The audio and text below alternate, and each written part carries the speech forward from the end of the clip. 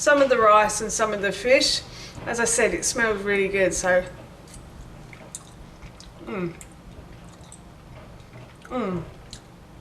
yeah.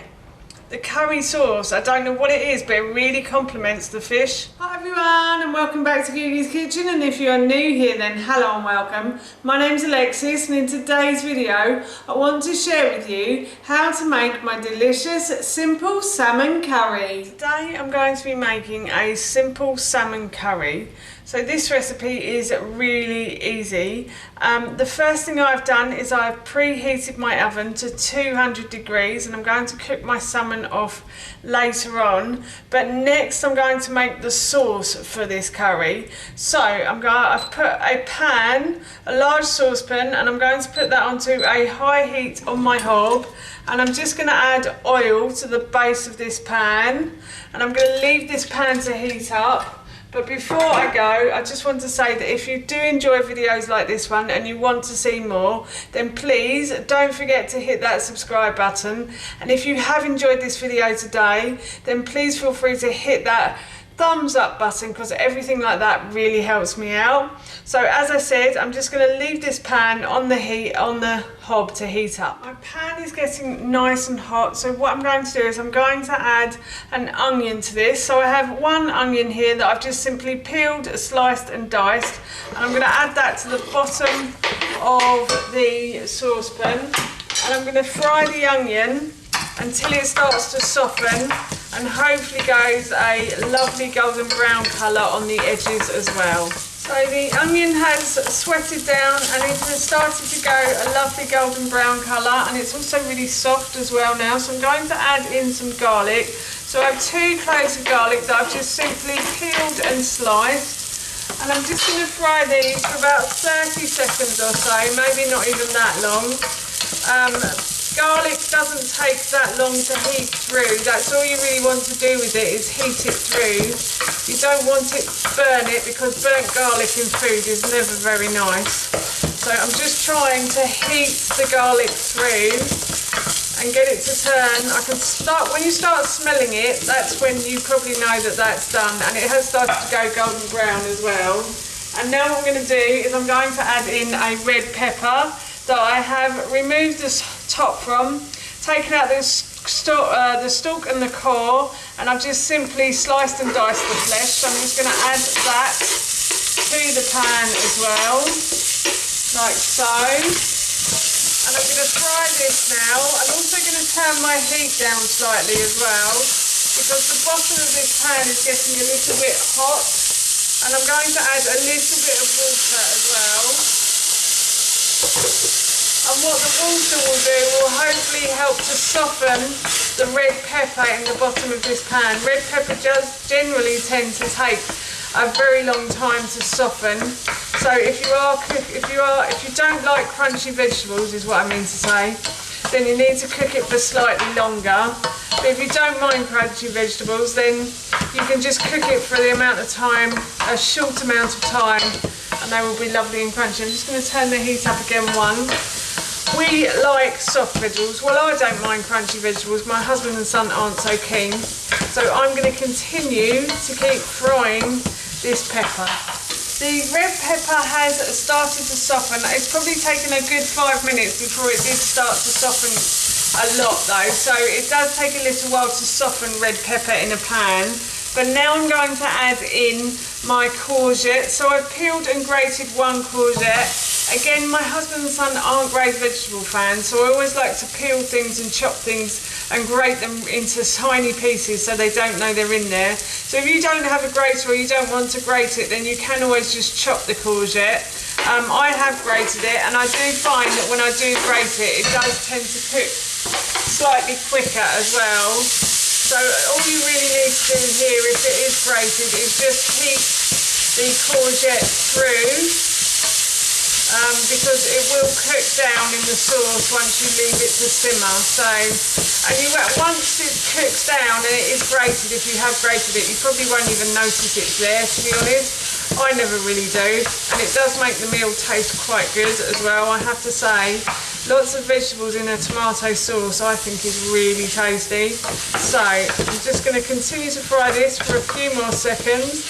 It looks as though it's cooking down nicely.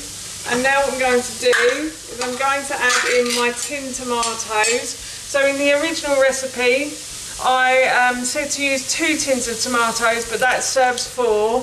So I'm making this for 2 adults and a little one, well, a 10-year-old. So I'm only using 1 tin of tomatoes this evening. But if you're making it for 4, then please use 2. And then I'm going to add in my spices now to make this into a curry.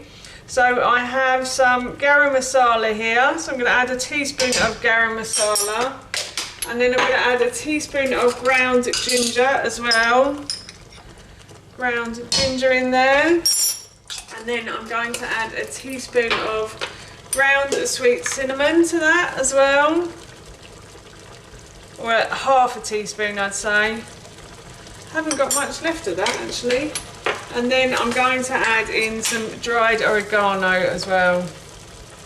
So I'm just going to add that in. I'm also, carefully, going to just bump the kettle on the cupboards then. Just get the juice from the tin. So I've got some water in the kettle and I've just put it into the tin and I'm just going to swirl it around and then I'm going to pour that in as well. And what I'm going to do is I'm going to bring these ingredients to the boil and then I'm going to leave them to simmer. So I'll come back in a minute and turn the heat down again. But I'm just going to bring all of these ingredients to the boil now. So the sauce is just coming to the boil, but what I'm going to do before I turn the heat down is I'm just going to add a little bit of salt and a little bit of pepper as well.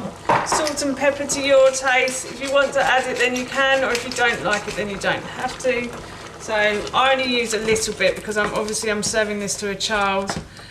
He does like spice and he does like salt and pepper, but he doesn't like too much at the moment, so we're getting his taste buds used to all these foods, so yes.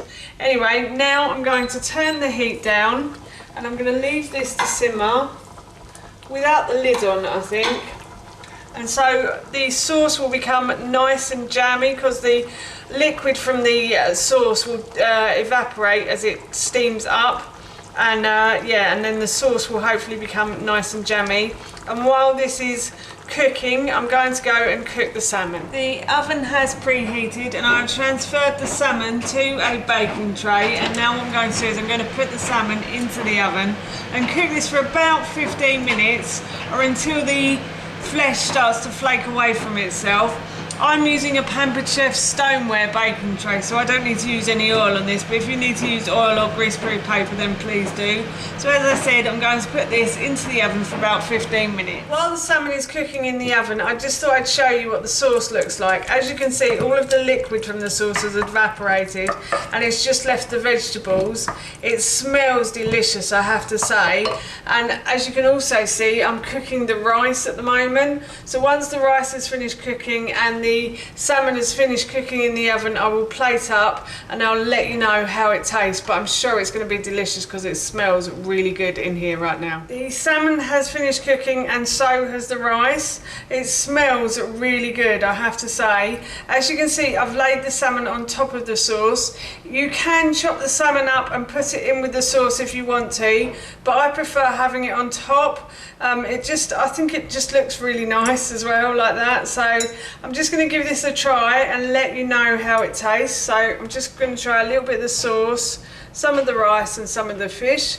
As I said, it smells really good, so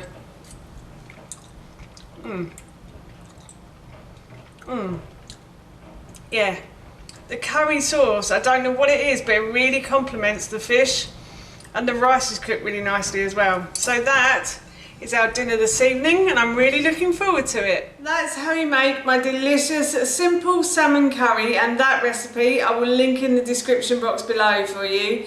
As I mentioned earlier, we're going to be having this for our dinner this evening and it smells and tastes so good, I can't wait.